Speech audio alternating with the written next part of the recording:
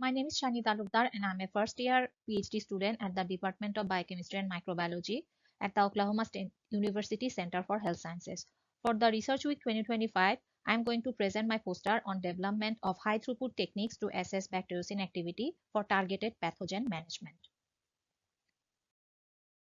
As the antibiotic resistance is on the rise, antimicrobial peptide or bacteriocins can provide effective solutions against it.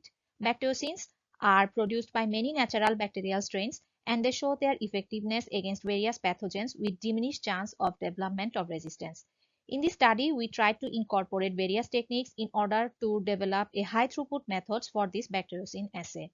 Here we used group B strep and Staphylococcus aureus as the targeted clinical pathogens, and we used 4 bacillus species named Bacillus pupilis, Bacillus cereus, Bacillus subtilis, and Bacillus thuringiensis as the known bacteriocin producers.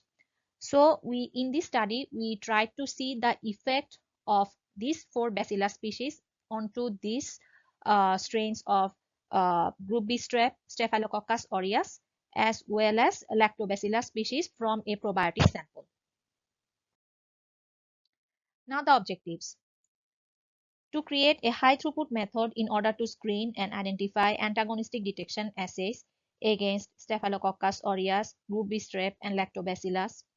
To develop a working SOP on usage of microplate reader using different conditional approach, and to determine the selectivity of bacteriocin producers, these 4 bacillus species, against the indicator strains. Now moving on to the methods and results. Here we used the Alto Cerrillo 96 well microplate reader for this study. At first we inoculated the samples previously grown into a broth into the 96 well plate, and then we put this 96 well plate into the microplate reader, and then we put this microplate reader into both aerobic condition and in the anaerobic condition. The group B strep and the Staphylococcus aureus were both inoculated in the same plate, and they were put in both aerobic and anaerobic condition. Only the bacillus species were inoculated into the aerobic condition.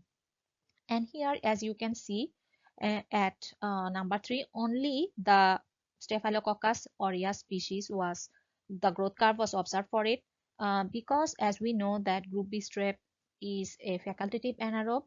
Maybe that's why there was no growth of group B strep shown in this anaerobic condition.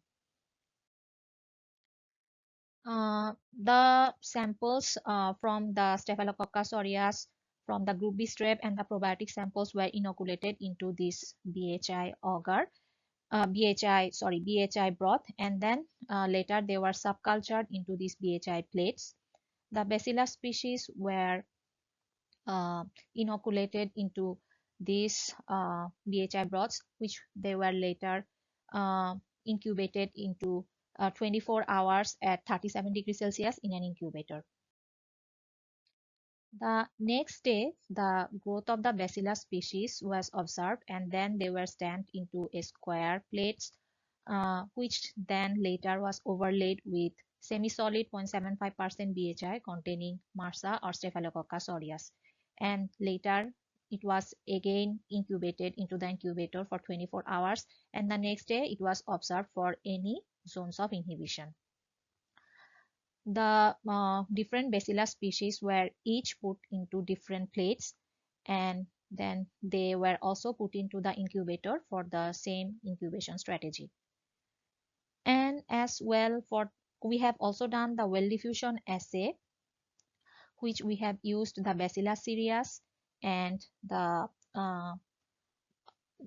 Staphylococcus aureus species, but the result was not we have hoped for. The bacillus was overgrown and no definitive growth of Staphylococcus aureus was seen, as here shown in figure A. Then we used some in silico methods like the NCBI, anti-smash, and Bagel 4 to determine the characteristics of bacteriocins produced by this bacillus species used in this study. We did this to analyze the bacteriocins biosynthetic gene clusters as well as their genomic DNA analysis. The outcome of the study shows the potential of bacteriocins against clinical pathogens.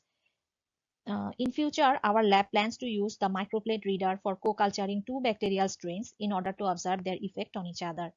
This study will also help us by prospecting novel bacteriocin producers from other sources as well. These are the references used for this study, and these are the persons we like to acknowledge for this study. And this is my contact details. Thank you.